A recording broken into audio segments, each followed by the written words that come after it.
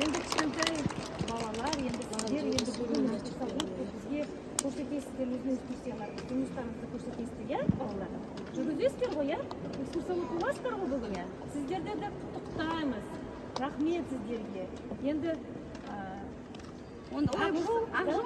әрі музейлердің бірі аумағы 74 шаршы метр құрайтын музей атрюмындамыз.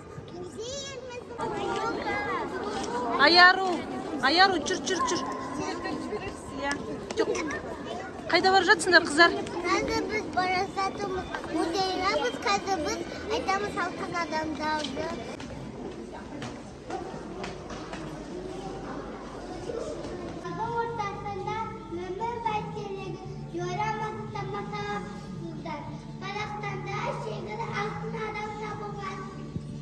Ал енді экскурсиямызды біздің Аяру жалғастырады. Басып тұр ғой, иә? Алтын ота жәрдемі еліміздің барлық қонысы алтынады.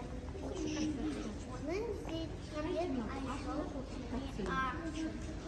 ой есім бобасында абылды табылған. Ол төрін автомахикері бар космосынан қарыз бейнесі бейінген. Алтынада бұл калим танымал. Басқене қарасыңыз, қажықы бейінгі табада бар. Басқенегі жүрбе бұл әлемнің төр жағын бейіндейді. Таудағы барыз бұл аспанды бөлгейді. Алтын адам әлеміздің ашыны болып табылады. Аяруға рахмет айттық. Енді балалар. Мен просто инстаграмға деймін.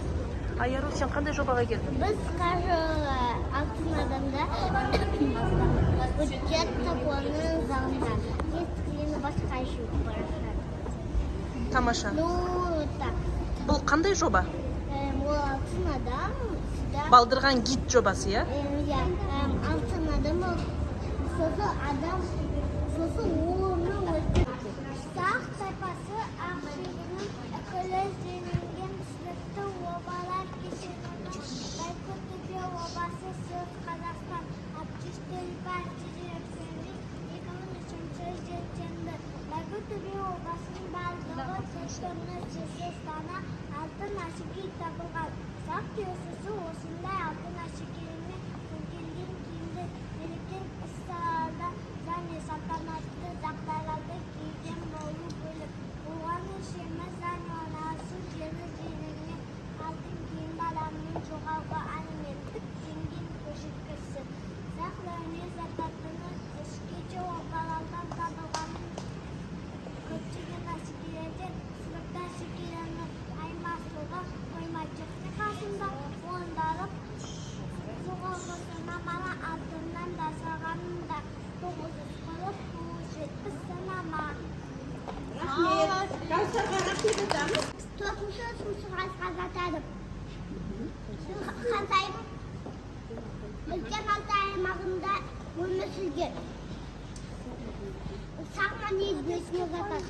Әйел адамның жасы шамамен 45 жаста.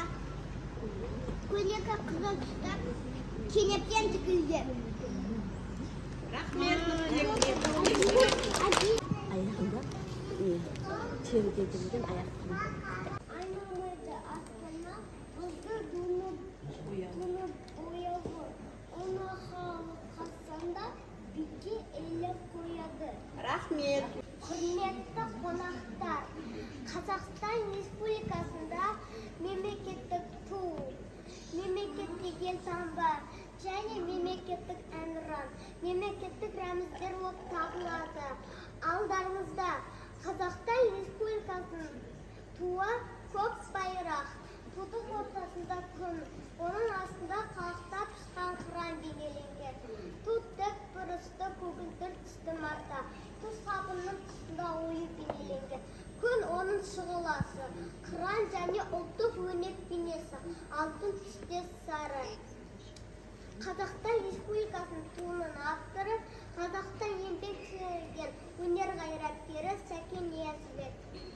Қазақстан Республикасының елтаңбасы дөңгелек және көкөнтіс түс аясында шаңырақ түрінде бейнеленген.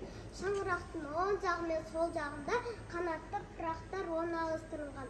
Жоғарғы бөлігінде 5 бұрышты бөлінді жұлдыз. Төменгі бөлігінде Қазақстан деген жазу бар.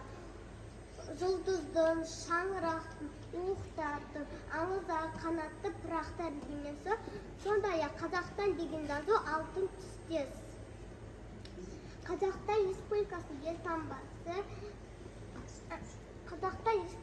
елтаңбасының авторлары белгілі сәулетшілер Жандарбек Мәлісбек пен Шот Аман Уәлиханов. Бұрын менің Қазақстаным әні ретінде танымал болған Қазақстанның әнұраны 2006 жылы 6 қаңтарда еліміздің парламентінде бекітілді. Музыкасы композитор Шәмші Қалдаяқовтікі, сөзі Жұмекен Әжібилеев пен Нұрсұлтан Назарбаевтікі. Барлығымыз бірге әнұранды айтайық.